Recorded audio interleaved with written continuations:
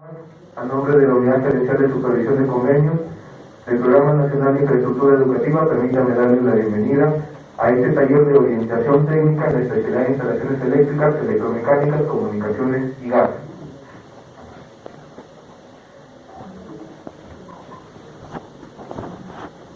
Durante este taller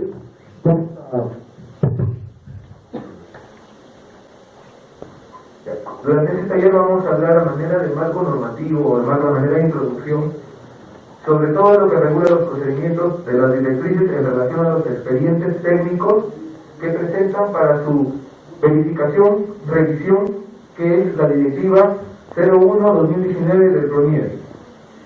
Vamos a hablar del marco normativo. Antes de mencionar sobre el marco normativo, me gustaría saber cuántos son electricistas, mecánicos electricistas o carreras afines. Por favor, levanten la mano los electricistas presentes. 2, 3, 4, 5. Arquitectos. ¿Civiles? Ya, perfecto. Entonces, van a disculpar a los ingenieros electricistas acá presentes que vamos a tratar de poder llegar a todos.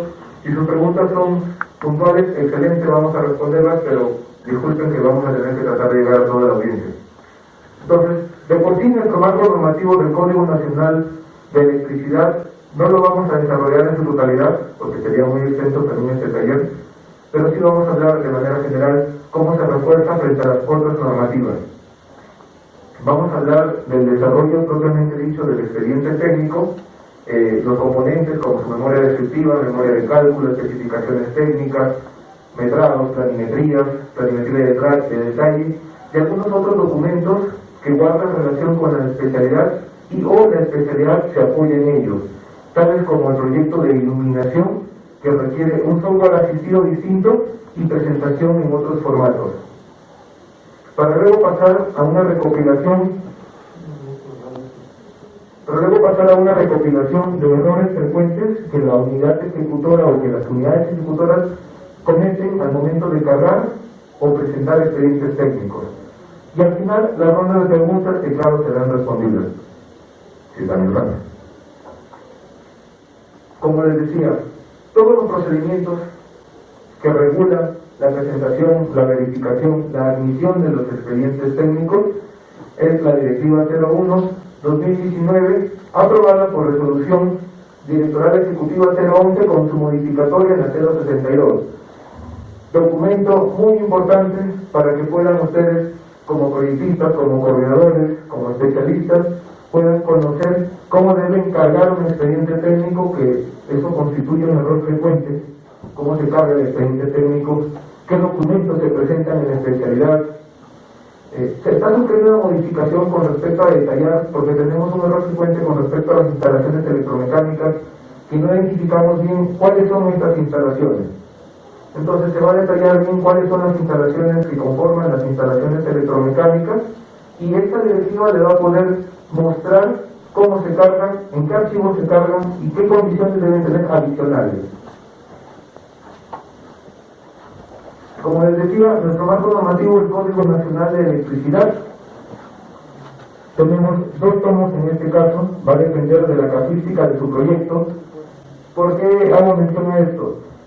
Muchos de los problemas también frecuentes son la factibilidad de energía eléctrica. En los proyectos, sus factibilidades muchas veces les indican que deben hacer uso de un sistema de utilización o de un proyecto adicional al proyecto que ya están presentando. Entonces, si nace la necesidad de hacer uso de un proyecto de sistema de utilización, vamos a hacer referencia a un Código Nacional de Electricidad, pero en su tomo de suministro. ¿Suministro por qué? Porque es el marco normativo que regula las normas, valga la redundancia, respecto a la concesionaria eléctrica, cuando nos va a dar el suministro eléctrico en media alta tensión. Y nuestro tomo de utilización, que ya viene a ser instalaciones en baja tensión y todas las normas que refieren a ello. Asimismo, nos vamos a apoyar en marco normativo con respecto a infraestructura educativa o en relación al sector de educación. Vamos a pasar a detalle en estas normas porque son las más importantes ya que los especialistas en instalaciones eléctricas hacen caso omiso porque nos referenciamos siempre con nuestro Código Nacional y no evaluamos la normativa adicional que debemos cumplir. Como primera norma tenemos la A040 denominada Educación, en la cual a partir de esta vamos a desarrollar o vamos a conversar sobre el expediente técnico que debe cumplir en la especialidad de eléctrica. Por ejemplo, en su artículo 15 de la norma nos hace referencia a todos los sistemas que puede incluir un proyecto de instalaciones eléctricas, electromecánicas y comunicaciones. No olvidemos que no es posible acá, si es que no es necesario hablar de un proyecto de gas, porque no cumplimos con el almacenaje mínimo para pasar a un proyecto de gas. En esta infraestructura, en esta área de PRONIEC, estamos evaluando proyectos con una cocina de tipo Caliwarma, que de repente requiere almacenaje de combustible por bidones, por balones de 45 kilogramos, en 2 tal vez máximo. Entonces no cumplimos con el almacenaje mínimo para ser tratados como un proyecto. Por eso que generalmente a los que ya conocen la plataforma les va a parecer no aplica, porque no hay un sustento técnico que nos obligue a usar la normativa respecto a este proyecto de gas. Entonces, volviendo a la norma 040, en el artículo 15 nos hace referencia a qué sistemas puede incluir una infraestructura educativa. Nos menciona sistemas de comunicaciones, sistemas de videovigilancia, redes de alumbrado. Con respecto a todos estos sistemas, no se olviden de que es posible implementar los sistemas, pero tenemos que cumplir la condición que está a su mano izquierda, que es que definir con buen sustento técnico. Vamos a entrar en contexto. Por ejemplo, en su proyecto involucran cámaras de videovigilancia, involucran un tráfico de datos considerable porque tienen computadoras, ponen servidores, dado que la norma de data center, la internacional, sí nos obliga a hacer uso de servidores, control de asistencia, pero no está racionalizada o no está identificada como un proyecto nacional de infraestructura educativa. Entonces, condicionan todos estos tipos de sistemas. Al momento de presentar la factibilidad de comunicaciones, sorpresa, su proyecto, dada su ubicación, no tiene factibilidad de comunicaciones. ¿Creen que sea viable hacer la implementación de todos estos sistemas?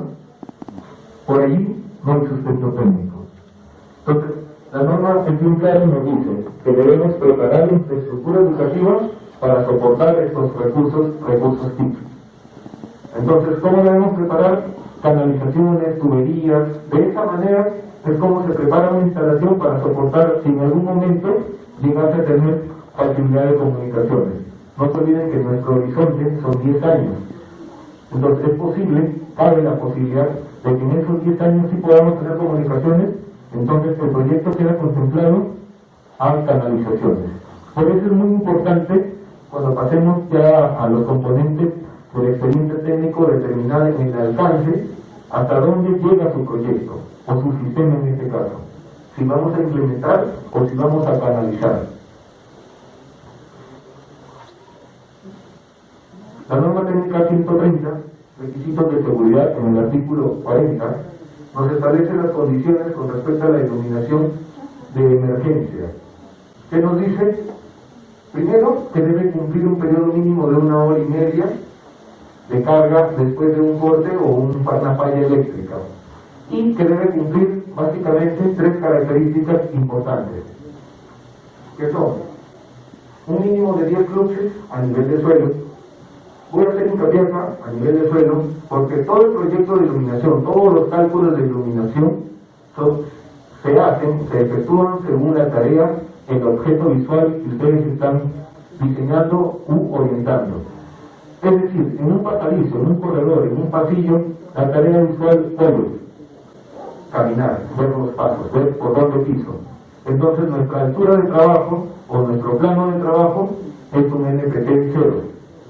Distinto a una aula, que tenemos cuál es nuestra tarea, nuestro objeto visual en un aula, leer, escribir en una mesa de trabajo. ¿Cuál es nuestra altura, nuestro plano de trabajo? Un NPT más 0,80, tal vez, según su equipamiento.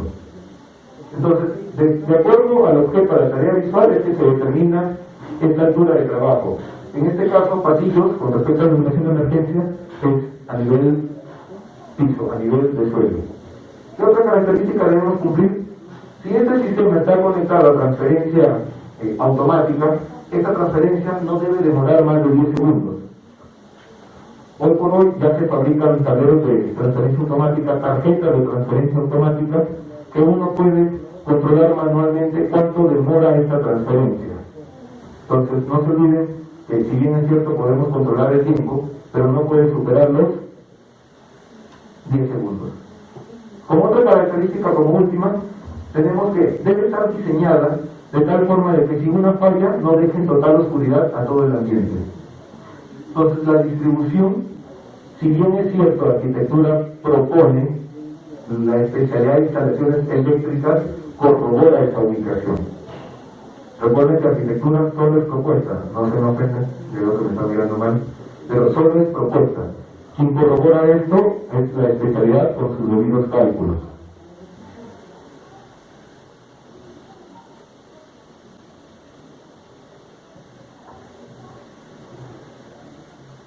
También tenemos en el artículo 41, con respecto a las señales luminosas, acá ya nos menciona que debe tener una autonomía de 60 minutos.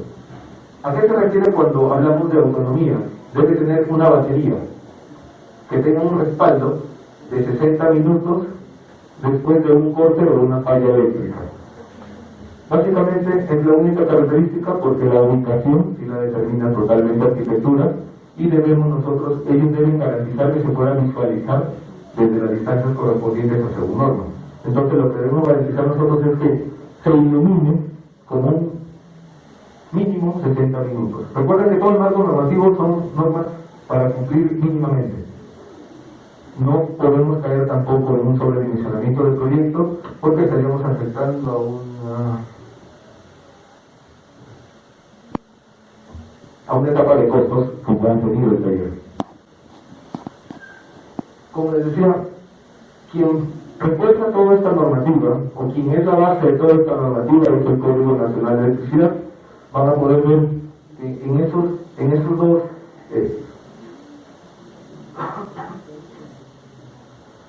en estas dos secciones de la norma tenemos todo lo que habíamos mencionado con respecto al método de alumbrado, con respecto a la disposición del alumbrado, que se debe garantizar que no deje total oscuridad. Requisitos de seguridad, también en su artículo 52 ya nos habla de los sensores, de los detectores, del sistema de detección y alarma. Acá vamos a hacer énfasis que una infraestructura educativa no requiere agua contra incendio. Considerar agua contra incendio en una infraestructura educativa bajo normativa es sobredimensionamiento. ¿Qué debemos hacer? Es considerar un sistema de detección y alarma. Es decir, solo debemos alarmar ante un siniestro, no podemos actuar, no podemos mitigar el incendio. No es el trabajo de este sistema. Entonces la norma es clara y nos dice cuáles son los dispositivos que se pueden incluir en un sistema de detección y alarma. Por ejemplo, no podemos poner un sensor de humo en una cocina, porque sabemos muy bien que la cocina emana mucho humo. Entonces, ¿qué puede ir ahí? Un sensor de temperatura. Entonces, el diseño debe ser consecuente con la actividad que se realiza en el ambiente.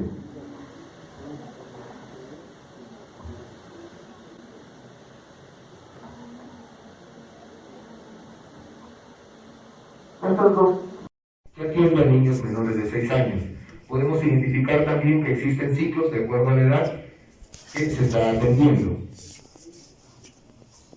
Dichos ambientes que acabamos de mencionar, esta tabla nos establece las características según el tipo de ambiente y según el ciclo.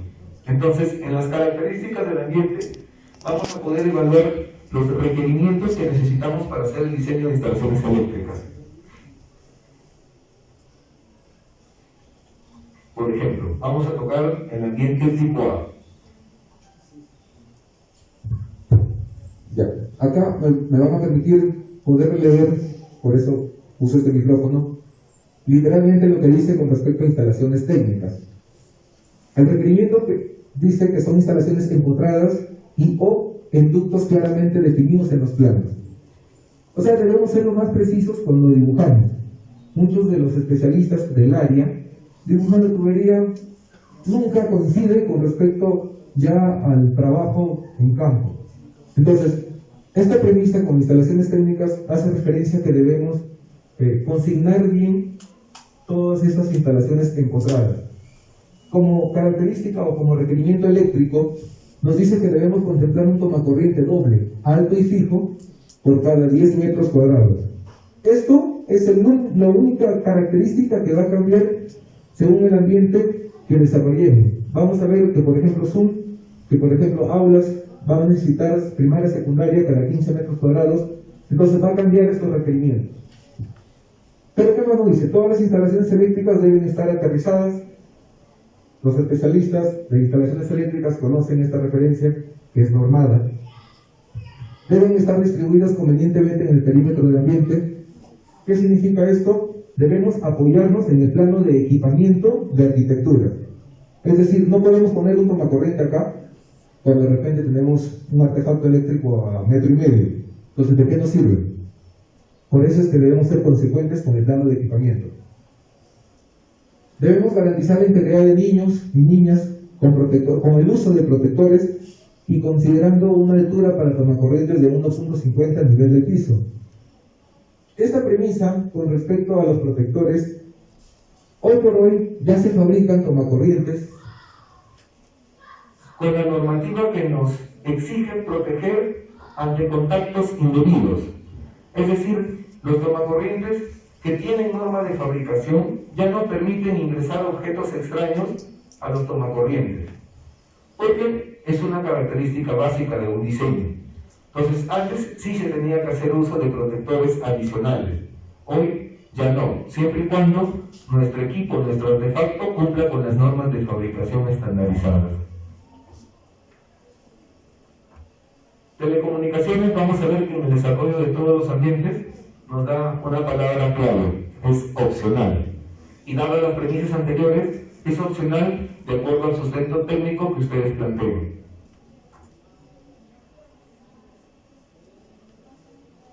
Este es el ejemplo de lo que habíamos mencionado, las condiciones, características con respecto a eléctricas y telecomunicaciones vienen a ser idénticas, cambian las actividades del ambiente, aumentan en algún caso en el ciclo 2, por ejemplo, referente al ciclo 1, pero las condiciones con respecto a la especialidad son las mismas.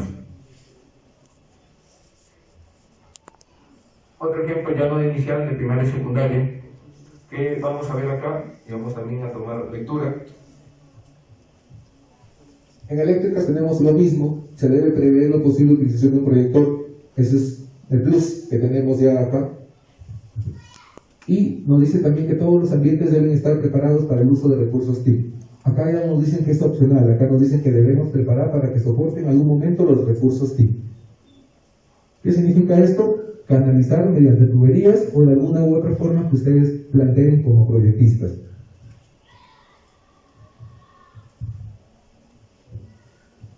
¿Qué documentación debe tener un proyecto de instalaciones eléctricas?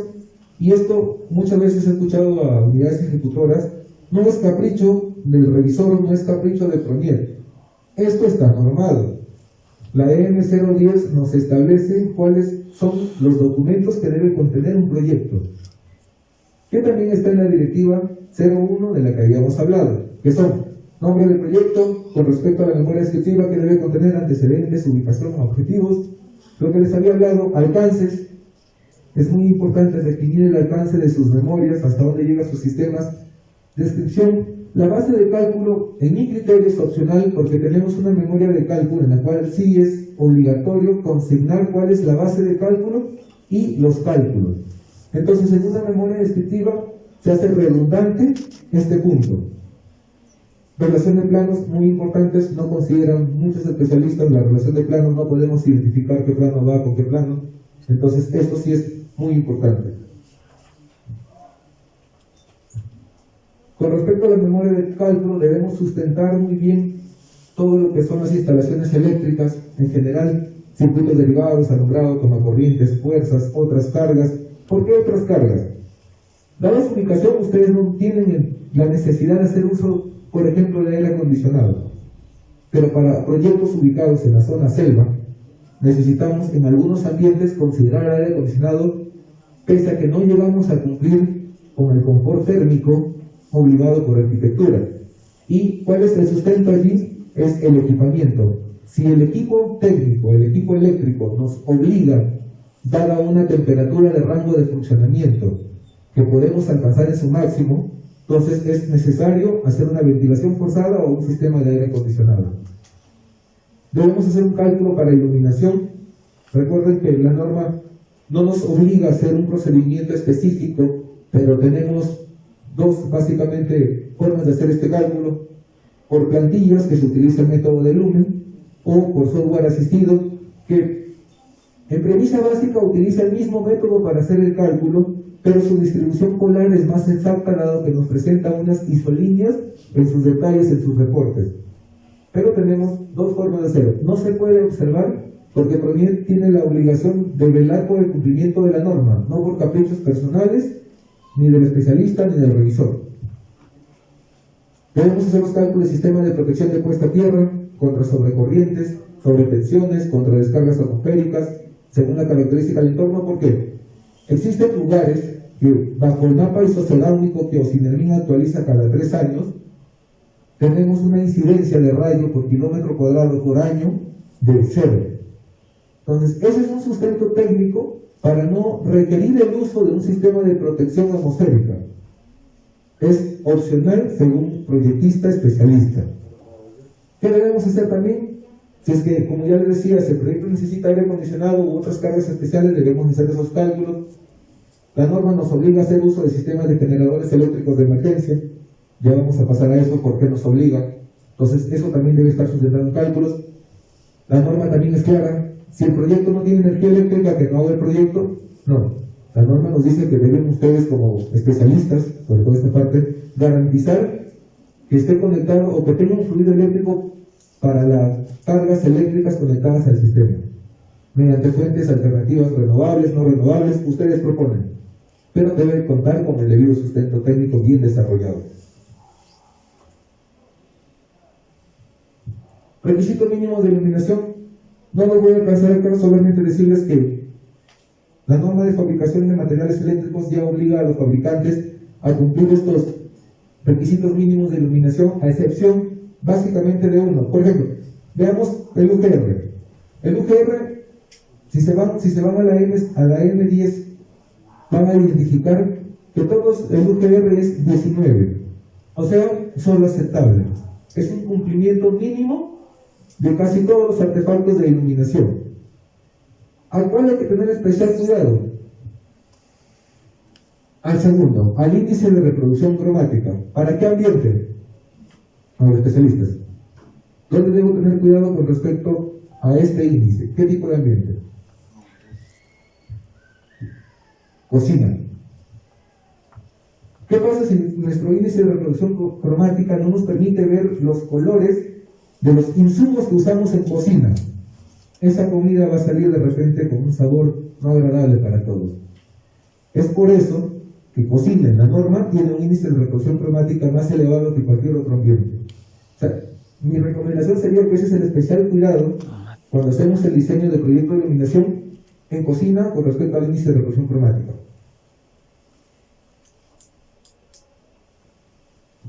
Para los que no conocen, no están familiarizados, ese es un ejemplo de cálculo de proyecto de iluminación por un software asistido de Alum Evo, generalmente son lo mismo, en los cuales nos establecen, como ya había mencionado, las isolíneas que están acá, la distribución polar. Eso se obtiene de la distribución fotométrica de cada lámpara, en los cuales se establecen los valores mínimos de iluminancia. Voy a pedir encarecidamente a los que no conocen el área. Tuve una pregunta en Ancash, les voy a compartir una anécdota. Me dijeron, ¿cómo puedo referenciar la medida, lux? Para tener ejemplo, porque entiendo que si les digo lux, no les da ninguna referencia a nadie. Me preguntaron, ¿cómo puedo hacer para tener idea? Es complicado y no es materia de explicar cuáles son las unidades del Sistema Internacional de Medida. Entonces vamos a pasar acá. Pero debemos cumplir, acá está. La norma nos dice que debemos llegar a un valor mínimo. Por ejemplo, para este ambiente, que es losa deportiva, 300 luxes. este cálculo, con todo el procedimiento que he realizado acá, nos arroja 308. ¿Qué significa? Cumple. Ahora, ¿cuáles son las características que debe evaluar un especialista, un revisor, un proyectista? Entonces, la primera es potencia. Como la ley de metrados, la norma de metrados, nos obliga a no direccionar hacia una marca, entonces debemos consignar muy bien la potencia y el flujo luminoso. Con esas dos características básicas, podemos seleccionar con cualquier fabricante el artefacto de alumbrado y el artefacto de iluminación. Pero adicional a esto, y dado los errores que presentan con respecto al proyecto de iluminación, va a ir el tipo de montaje. Es decir, los arquitectos generalmente no conversan con los electricistas, no sé por qué, pero no conversan. Entonces, presentan un cielo raso o un falso cielo raso, y cuando hacemos el cálculo de iluminación presentamos de repente lámparas colgantes. Entonces, esto es incompatible. Si presentamos falsos cielos rasos, yo no veo luminarias empotrables acá, perdón, adosadas, todas son empotrables. Entonces, es por eso que debemos conversar muy bien, evaluar los planos de corte al momento de seleccionar el tipo de montaje de la luminaria. Si bien es cierto, no afecta a los cálculos, pero sí va a afectar al momento de ejecutar la obra, que no vamos a poder cómo adosar, cómo colgar frente a este tipo de techos. Entonces, el especial cuidado es con la tercera característica, tipo de montaje del artefacto alumbrado.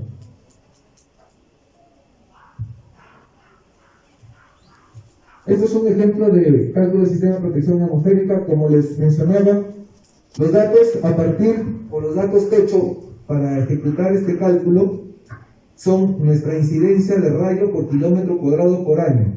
¿De dónde sacamos ese dato? Del mapa isocerámico de Osimermin, en los cuales esta grilla está identificada por colores, y los colores están relacionados, es un concepto difuso, de acuerdo a la cantidad de rayos que tiene la zona. Entonces, ese es nuestro cálculo base, con el cual partimos del punto 1, y al final de todo el cálculo nos va a arrojar esto, un nivel de protección. Nivel de protección.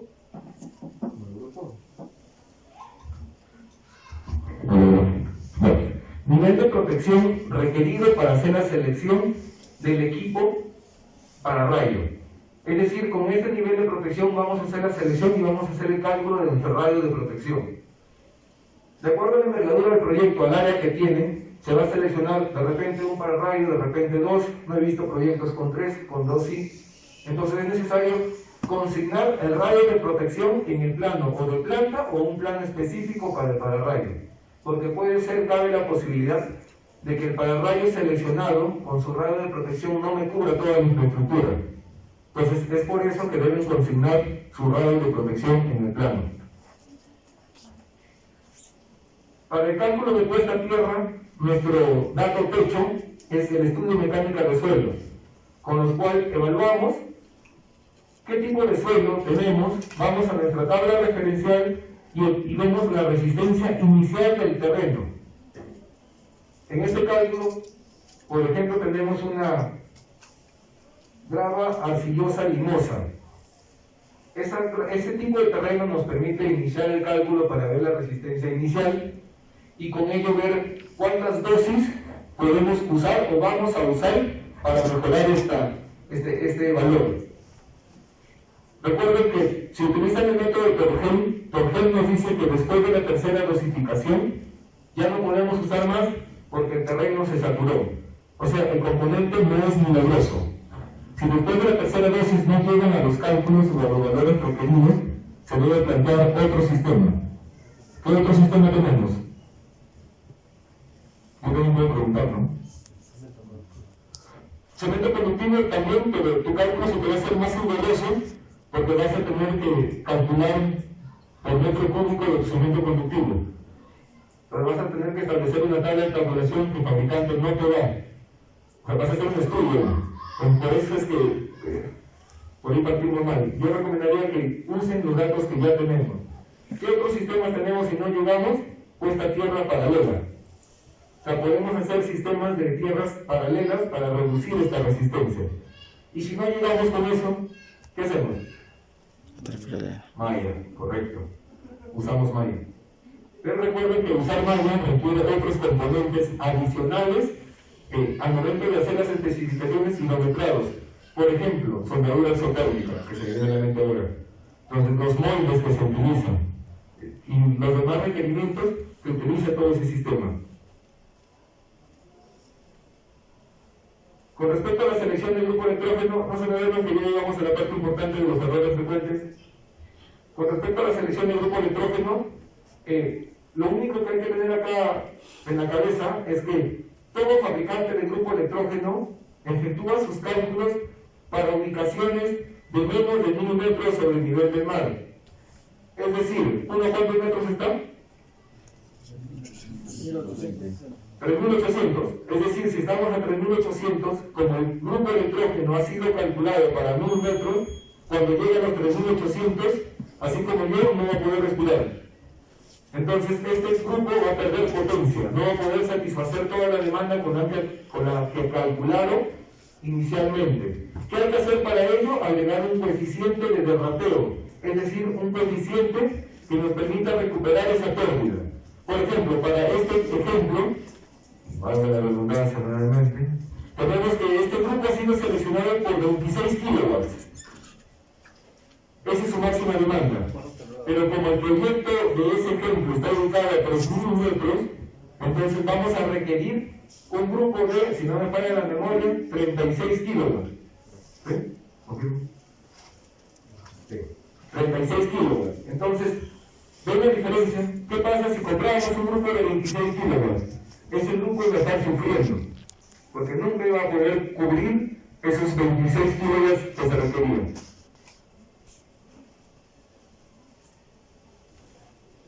Acá solamente especificarles que no se olviden por favor, sus rótulos deben consignar el nombre del especialista que está haciendo el proyecto. No lo consignan, lo dejan libre, o ponen una empresa. No puedo revisarle a una empresa porque tengo que hablar con un especialista. Recuerden que el Código Nacional nos dice que debe estar a cargo de un especialista, no una empresa.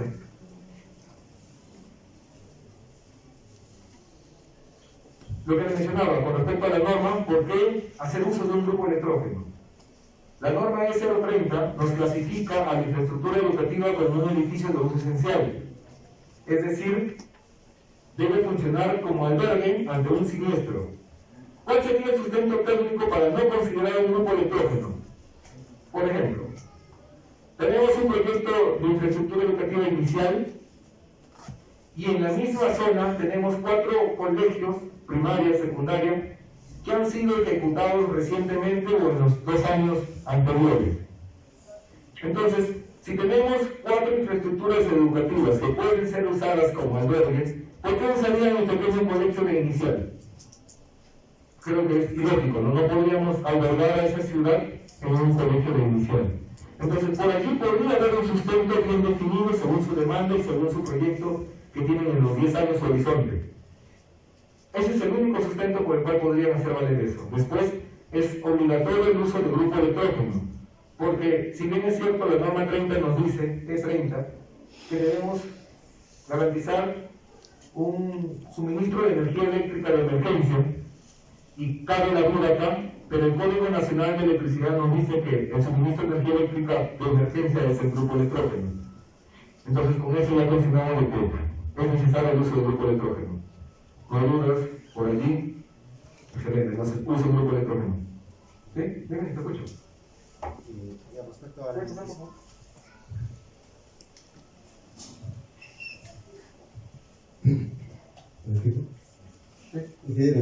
respecto al diseño del grupo electrógeno, hace rato veía una carga estimada ¿ya? De 16.31 kilowatts. No me equivoco. ¿Qué pasaría si nosotros tuviésemos de repente una institución educativa secundaria bastante amplia, ¿no? Es un ejemplo, por decir, y esta considerara algunos equipos electromecánicos que requieren arrancadores, ya sea desde variadores hasta, ¿no? ¿Cómo se calcularía en ese caso, ¿no? ¿Cómo determinaríamos el grupo electrógeno? Porque considero que hay factores de arranque que debemos considerar en el punto. ¿Puedo devolverte la pregunta? Para debatir entre los dos y lo hacemos más entretenido. ¿Puedo devolverte la pregunta hacerlo más entretenido. Excelente. Ya. Si te das cuenta, la norma nos dice un suministro de energía eléctrica de... Emergencia. Correcto. Si tú utilizas unos arrancadores de estado sólido, variadores de frecuencia, o de repente otro tipo, esos arrancadores son conectados a motores generalmente. Así es. Dime un ejemplo de un motor de uso esencial que debería funcionar como emergencia. Se me viene a la mente a mí uno, suministro de agua, bomba. Los proyectos de infraestructura educativa, en este caso particular, no hablamos de hospitalaria, no hablamos de otro tipo de infraestructura, no requieren un sistema de bombeo de agua potable con presión constante. Eso solamente es para la ducha. Un laboratorio frente a una emergencia no se usa, al empezar. No necesitamos la ducha de emergencia. Claro. Entonces no necesitamos cargas del tipo motor para cargas de emergencia. Claro, o sea, la pregunta no es que se necesita o no se necesita, porque sabemos que no requiere, sino cómo debería ser. Si ya tenemos este caso de que tenemos cargas conectadas al sistema, deberíamos hacer una transferencia de emergencia. Es decir, debemos contar con dos tableros generales, uno general normal y uno general de emergencia, en los cuales ese tablero general de emergencia está alimentado con todas las cargas de emergencia que son generalmente artefactos de iluminación. Entonces, cuando el grupo electrógeno entre en funcionamiento, solo va a abastecer a las cargas conectadas a la emergencia, no a cargas normales. Y aquí tienes una solución, pero tienes que hacer un cálculo totalmente separado, porque no vas a consignar la máxima demanda total como la máxima demanda de emergencia. ¿Por qué no te pregunta? ¿O le entendí mal? A ver, pero entonces no le estoy entendiendo. Ahora sí. O sea, lo que yo me refería, por ejemplo, es cómo deberíamos yo pienso, o sea, en mi forma de que a lo que yo tengo conocimiento, esto debería determinarse, por ejemplo, y si usted me podría confirmar, ¿no? Quizás estoy equivocado, deberíamos determinar primero los equipos básicos de funcionamiento, como usted dice, es claro. Y el segundo punto sería, pues, determinar el orden de ingreso de los equipos y lo más básico, ¿no? Estás yendo a un lado oscuro de la eléctrica, que es, estás considerando arranques tipo cascada, por lo que estoy entendiendo, cómo deberían empezar las cargas. Pero vuelvo y te repito, estas cargas no van a entrar porque tu tablero de transferencia solo va a conectar las cargas de emergencia. Esta vez no es este tema, te invitaría después de la reunión, conversamos ya de otras instalaciones. ¿Sí? Ingeniero, buenas tardes. Mi pregunta es puntual, ingeniero. ¿Cuánto de autonomía se requiere que se diseñe el grupo electrógeno?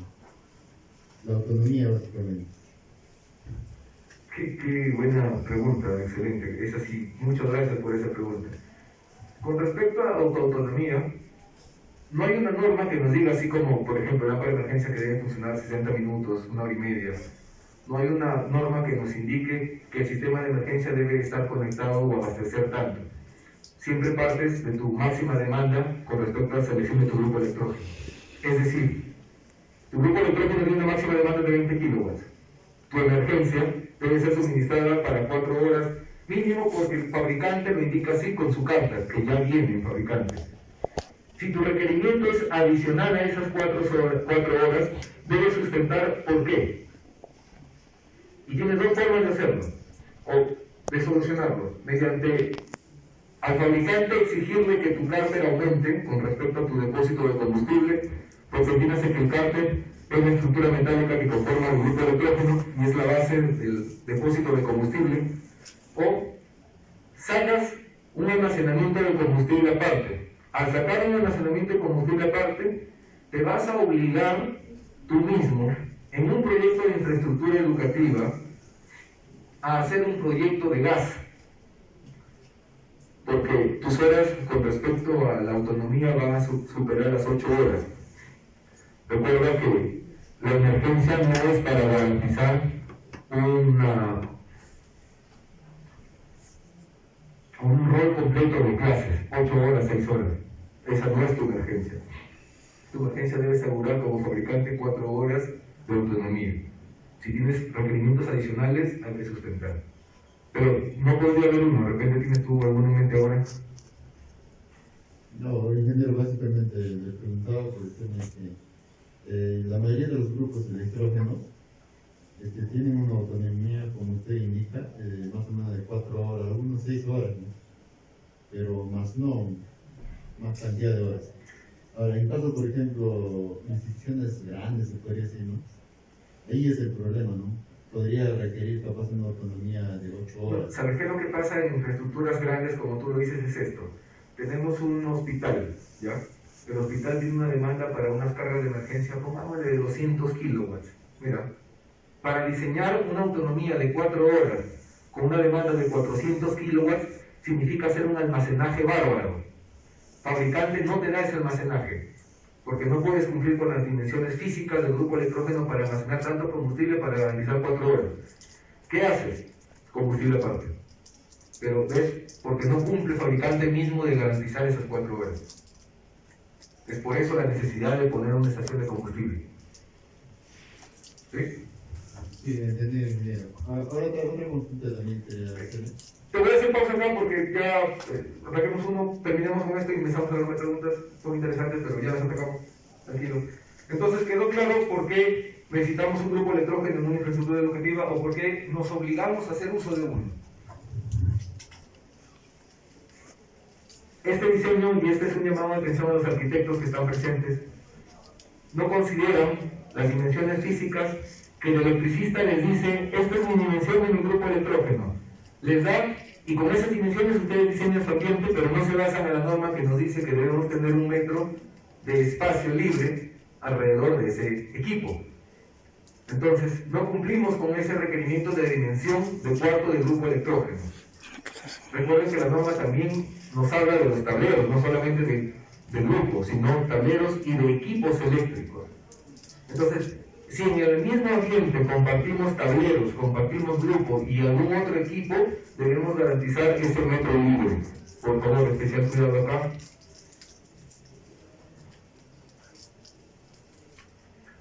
Con respecto a las especificaciones técnicas, no hay mayor ciencia, se vuelve muy sencillo si es que seguimos nuestra norma de metrado.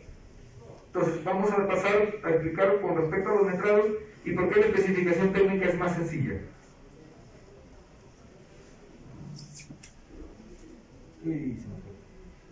Ya no puedo. 2, por favor. 2 más.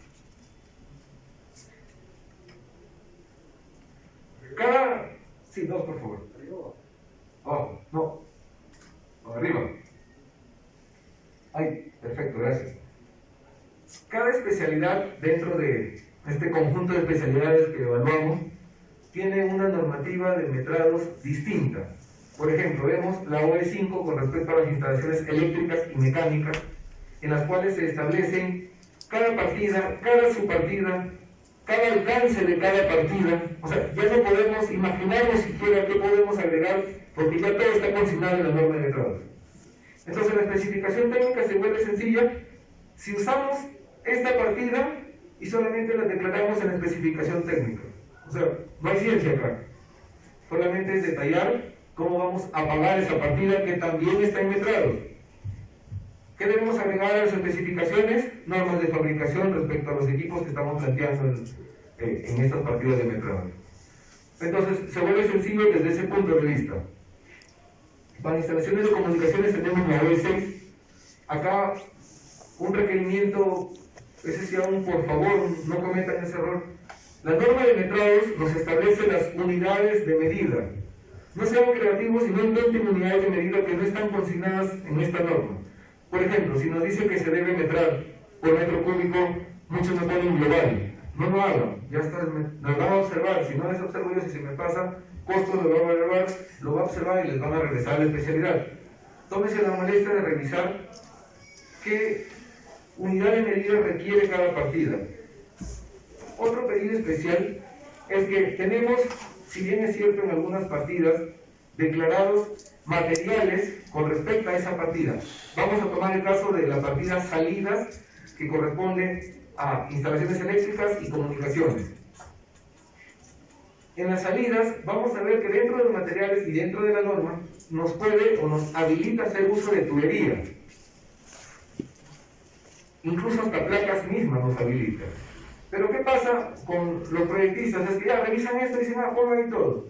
Pero no están revisando bien que tienen una partida específica para ese tipo de materiales. Por ejemplo, tubería. Una partida independiente para tubería y duplican los metrados respecto a los materiales y respecto a la partida independiente. ¿Me entienden? O sea, tuberías consignan en materiales de la partida salida y aparte metran en la partida de tubería. Entonces hay duplicidad. No de partida, pero sí hay aumento de metrados. Entonces tengan cuidado. Mi recomendación es, si los materiales que están consignando en esa partida tienen una partida independiente, no los pongan, borren. Porque si lo ponen, obligan al revisor a exigirles el análisis de costos unitarios para verificar que no estén duplicando estos metrados. Entonces, no se compliquen. Saquen estos materiales duplicados en las partidas.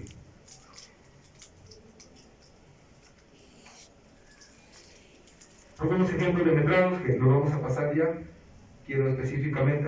esto sí quiero resaltar con respecto a la responsabilidad de los proyectistas. Bajo el Reglamento Nacional de Edificaciones, bajo el Código Nacional de Electricidad, la responsabilidad recae sobre el proyectista. Proyectista que firma una declaración jurada y firma el expediente técnico.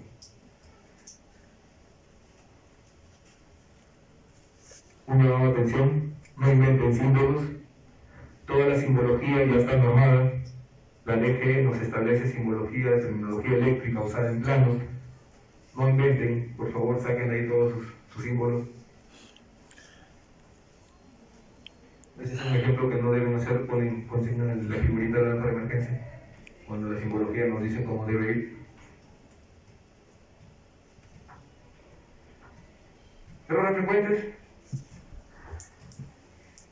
Acá vamos a poner un ejemplo claro. Yo no niego que un ingeniero civil, que un arquitecto pueda ser especialista en instalaciones eléctricas. Felicidades, sí pueden.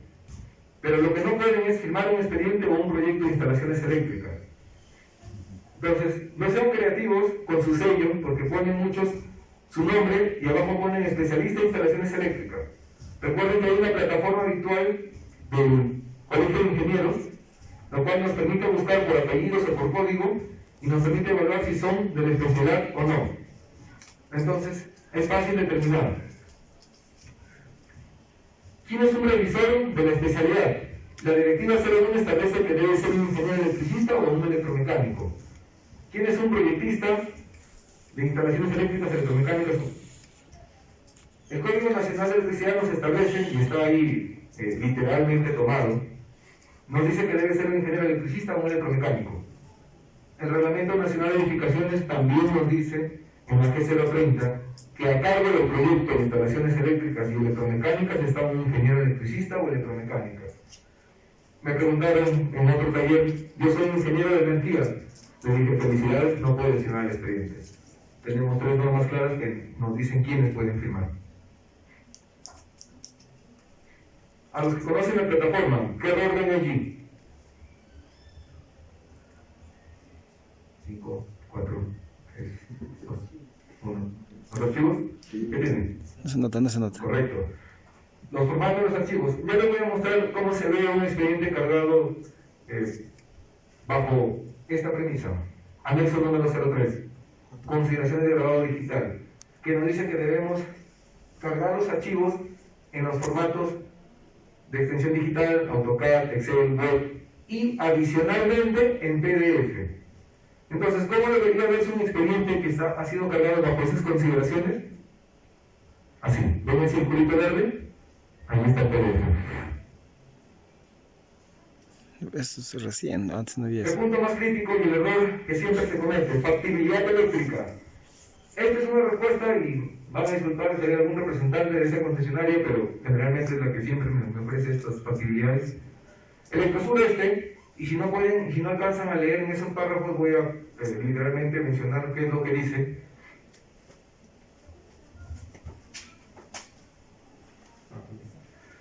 De requerir un nuevo suministro con una potencia importante, deberá presentar De requerir un nuevo suministro con una potencia importante, deberá presentar un diagrama de cargas del local de las instalaciones eléctricas que permita evaluar el tipo de suministro. Acá, en este pequeño párrafo, Primero vemos, de requerir un nuevo suministro. O sea, desde ahí ya vemos que la solicitud fue mal orientada porque pidieron un reforzamiento, pidieron una ampliación de potencia tal vez. Entonces no han pedido un nuevo suministro. Cuando no piden o no solicitan un nuevo suministro, la concesionaria les responde desde su escritorio. No mandan a hacer una visita técnica, porque el suministro ya existe. Si es nuevo, obligan a la concesionaria a que haga la visita técnica, haga la inspección y nos respondan detallada y técnicamente. ¿Qué más nos dice? Si requieren un suministro con una potencia importante. Levante la mano, ¿quién sabe cuánto es una potencia importante? Nadie, querido. Es un concepto difuso que no nos permite saber a partir de cuánto es importante. Entonces la concesionaria nos está respondiendo cualquier cosa menos técnicamente. Y nos dice, ¿qué más? Que permita evaluar el tipo de suministro. ¿Quién va a evaluar el tipo de suministro si no es la concesionaria eléctrica? Y pese a todo ya, pasamos el primer párrafo. Vemos que esta carta concluye y nos dice: es factible el suministro de energía eléctrica. A los especialistas presentes, ¿pasarían esta factibilidad como factibilidad? No les dice potencia, no les dice tensión, no les dice nada. Creo que nadie lo pasaría. Entonces, si hablamos un poco acá, ¿cuál es la raíz del problema? La solicitud. Generalmente lo elaboran no personas competentes del área, sino otro tipo de profesionales que no están solicitando técnicamente o detallando las palabras o las claves técnicas para que la concesionaria responda adecuadamente. ¿Qué datos deben consignar en esta solicitud? Potencia. Primero debemos saber cuánta potencia nos va a dar la concesionaria. Segundo, indicar que es un nuevo suministro para obligar al concesionario, ya les dije que salgan a hacer inspección técnica. Tercero, yo no sé cómo tiene la concesionaria las líneas. Voy a pedirle que me dé baja tensión. Voy a pedirle. Entonces la concesionaria va a decirme, no te puedo dar. Y adicionalmente, le voy a indicar en un párrafo que de suministrarme en media tensión, favor, me indique el punto de diseño. Entonces, con una sola solicitud podría matar tiempo muerto de hasta 45 días. Entonces, tengan cuidado con lo que solicitan, porque de acuerdo a eso es la respuesta de la concesionaria. Hasta aquí, muchas gracias por no dormirse, por estar atentos. Pasamos a la ronda de preguntas. Pasamos, Antonio, uno por uno. ¿Alguna pregunta primero?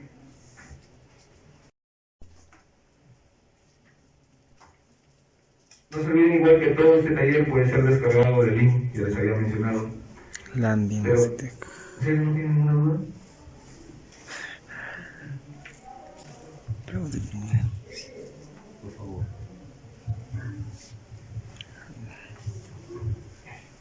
Al inicio del... ¿Escuchan? Sí. Al inicio del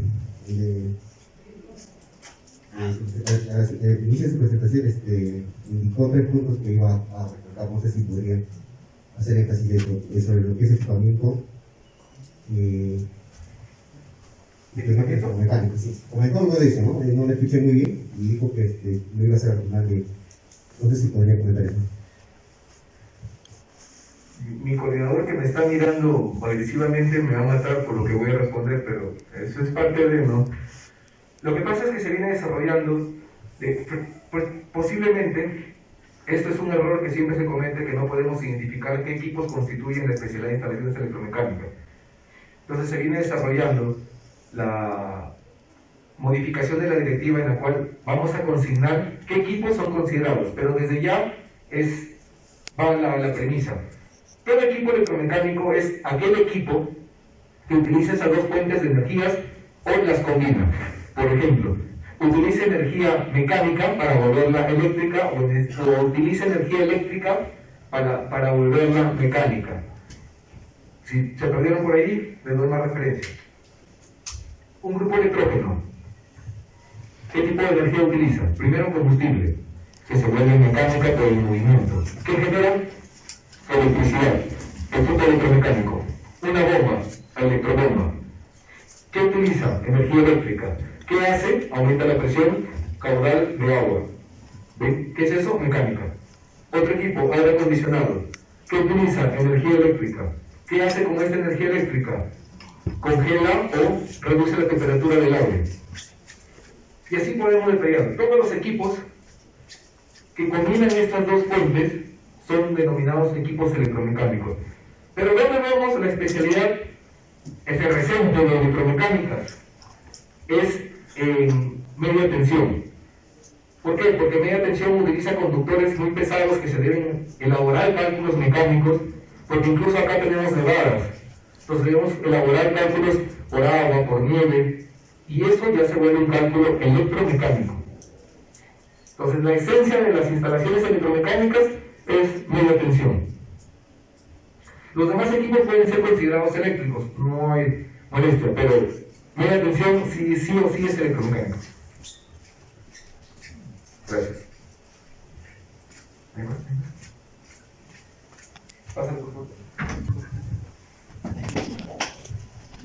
Bueno, primero, quería comentar sobre el punto de factibilidad.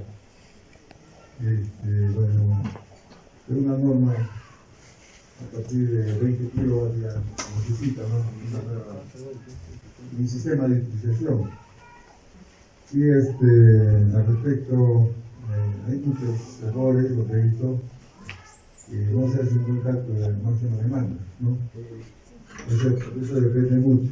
Acá en el turno se establece que hay un procedimiento, ¿no? De la concesionaria, hay que darle las coordenadas, hay que investigar su red y ellos son participan, ¿no? Porque tienen un sistema actualizado y ellos pueden ver eso, ¿no? Y a veces se pide un poco.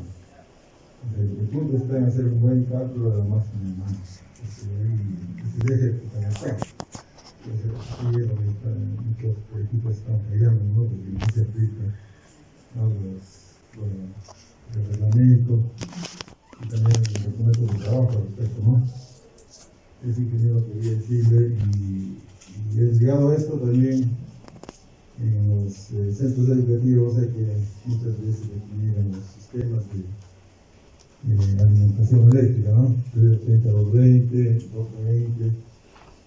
Y ahí también, bueno, ya he visto varios proyectos que son grandes, hablemos de, digamos, de hospitales, estadios, colegios, bueno. Generalmente, bueno, acá nosotros conocemos en la región el sistema 320, se conoce bastante. Y hay cierta experiencia, pero en muchas regiones que no se utiliza esto, como es un sistema de 4 hilos, con los detalles en el diseño del neutro, ¿no? El tema de tratamiento. Eso quisiera que nos comente, ¿no? Sobre todo el tema de, uno, la máquina de demanda, el otro, los sistemas de alimentación que tenemos, donde se ven algunas fallas, es fundamental para el trabajo de todo el sistema eléctrico, ¿no? Tiene que ser diferentes, yo diría, listas, hay que cumplir, nosotros tenemos que cumplir eso para tener un buen sistema eléctrico. ¿No? Es ingeniero, yo le doy un ejemplo donde habían puesto por ejemplo, habían puesto el neutro en la subestación, pero en toda la red se nos lleva de colocar respuestas a tierra, ¿no? Se agradece el comentario. Bueno, la primera premisa con respecto a cuánto puede darte una concesionaria, y a manera de ejemplo va a ser esto, Electrotocache, por ejemplo, no tiene un límite de dar máxima demanda en baja tensión. Tenemos proyectos que nos han abastecido 35 kilowatts en baja tensión, es decir, 380, 220, trifásico, claro, pero no tiene límites. Entonces, bajo la premisa de la zona, es posible que sí tengamos unos límites de 20 kilowatts, pero recuerden que las concesionarias, pese a una normativa que tenemos, ellos también tienen su propio reglamento en los cuales van a condicionarse de acuerdo al suministro que tengan o de acuerdo a la capacidad que puedan dar. Entonces, para una persona que está tratando de ver proyectos con casuísticas distintas. Yo no puedo asegurar, yo siempre les digo, les puedo dar un semáforo como alerta, como el ingeniero dice, si llega a 20 kilowatts, vamos a media tensión. Pero como les digo, Pronier está para solamente opinar respecto a un marco que no es normado. Si es normado, sí se les puede decir, tienes que hacer esto. Si no, no. Y con respecto al otro es cierto, todo el problema del proyecto de instalaciones eléctricas nace del cálculo de máxima demanda. Gracias. ¿No? Ingeniero, dos preguntas. Hace rato usted ponía un ejemplo de la solicitud de factibilidad que en la punta 16. Inicialmente ponía usted factibilidad nada más y de pasadita solicitar punta 16. ¿Cierto? Eso se ha hecho, por ejemplo, en algunas ocasiones acá en la concesionaria, y resulta que nos han otorgado como documento factibilidad y eficacia a la vez, con el mismo nombre, ¿no? Factibilidad y eficacia como respuesta. Pero a su vez también de parte de la revisión de ustedes, de la supervisión, nos han observado ese documento, indicando que sea factibilidad aparte y eficacia aparte. Entonces hay un problema. Me gustaría ver esa observación. Ahorita no lo tengo a la mano, ¿no? Pero sí hemos tenido esa observación. No, tengo todo el tiempo del mundo, la consigues y me lanzas, porque puede ser que si en el documento no se consigna la máxima demanda. Sí se considera, sí se considera. Entonces, no, de repente ha sido un error totalmente fuera de lugar. Bueno, por ese lado, disculpas por todo por mí. Bueno, entonces, a razón de eso, creo que ahora la concesionaria acá ha empezado a pedir, ¿no? Documentos aparte. O sea, te pide que nosotros presentemos un documento de factibilidad aparte y otro documento de eficacia aparte. A razón de eso, justamente porque hemos pedido corrección de ese tipo de documentos a ellos, en respuesta a lo que Ronnie solicitaba. Mi segunda consulta es de repente muy básica, el tema del nivel de tensión recomendado para estas instituciones, ¿no? ¿Cuál sería de parte de ustedes? Porque nosotros utilizamos el común 0.80 en otros casos 20, ¿no?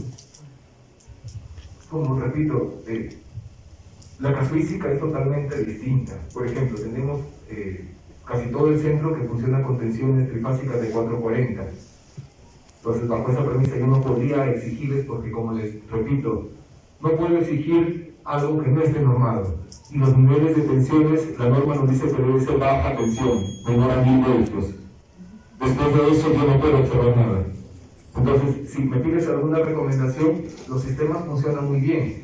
¿Cuál es la consideración que debemos tener adicional? Es lo que acaba de mencionar el ingeniero, respecto a los aterramientos del neutro.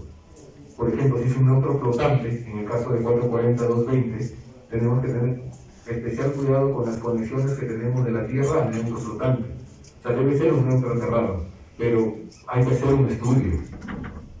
Entonces, si tienes esas consideraciones, los sistemas funcionan de la misma manera.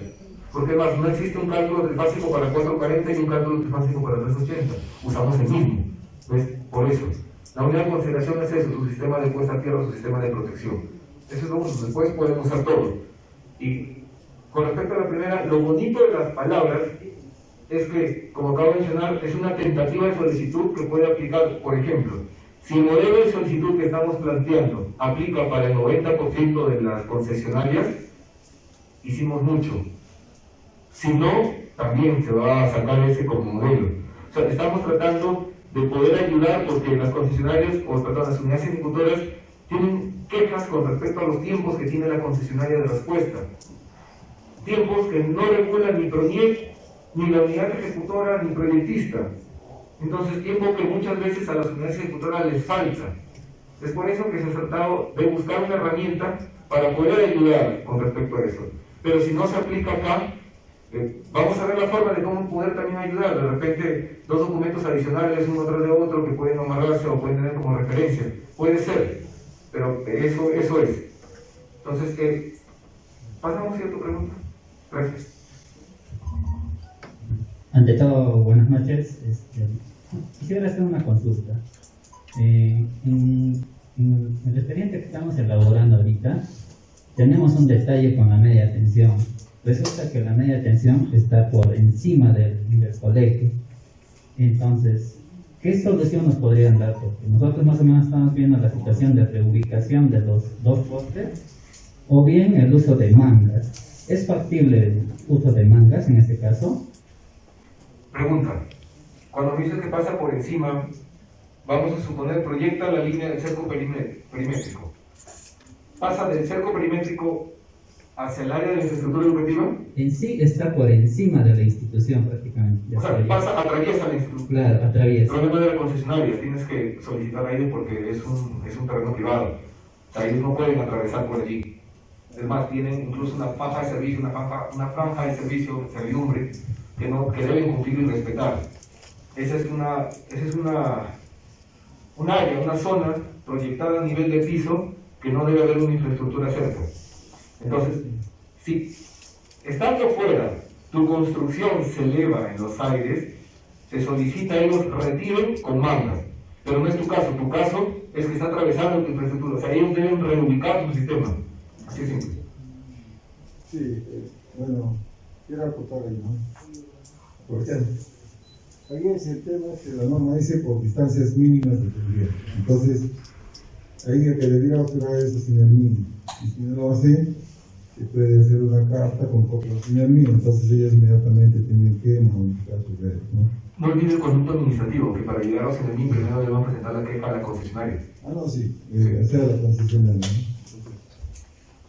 Esto, bueno, otra pregunta también respecto a los 20 kilowatts, ingeniero, está normado, hay que agregar norma, y bueno, respecto a, en la exposición vi también el tema de calidad de servicio, ¿no?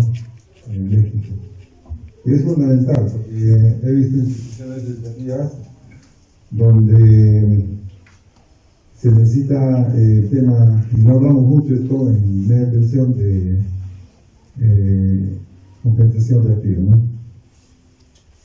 Porque tenemos que asesorar se ministra 10, a veces 30 años, porque las redes están saturadas, tenemos una carga importante, o sea, aquí debería encima de 100 kilowatts, a veces hay 200 kilowatts. Hay que pensar en el tema de la calidad de servicio que está ligado de atención, ¿no? Básicamente que vemos nosotros, y ahí es donde entra a jugar el trabajo de compensación reactiva. Si no lo hacemos, entonces lo dejamos de lado, pero esto hay que verlo así en forma integral, ¿no? Porque hay que asegurar una buena calidad de servicio. Y lo que yo he visto, bueno, está en varios lugares, en Lima, por ejemplo, ahí te dan suministros en baja tensión, la concesionaria, porque sabe que de repente te puede dar 50, 80, 100, lo que pidas en baja tensión, pero ellos ya deben ver la calidad de servicio, lo que un poco acá en esta zona no hay, ¿no? Ese comentario. Para que todos entren en contexto y ya dejarlos libres. Lo que acaba de mencionar un ingeniero, con respecto a las potencias reactivas, y dado que no tenemos muchos proyectistas acá, especialistas del área, vamos a tomar un vaso con un tubo cualquiera con espuma y agua. La espuma es la potencia reactiva que menciona el ingeniero. Está presente, pero no se puede utilizar. Entonces, esa potencia reactiva alogra el sistema. Eso es lo que dice el ingeniero, que si bien es cierto, sí, pero como menciona, es para potencias mayores de 100, 200 kilowatts, que generalmente en infraestructura educativa de esta índole no llegamos, no alcanzamos. Emblemáticos sí es necesario considerar, pero en esta área no estamos llegando a esas potencias aún. Sí. Bueno, creo que por el tiempo, y dado que ya también están cansaditos, agradecer nuevamente a nombre de CONIEC, muchas gracias. Hemos culminado con este taller, el primer día de taller de orientación en la especialidad y costos. Pedirles que por favor las hojitas que les dieron, alcanzarlas el señor presidente que está levantando la mano, con la señorita también.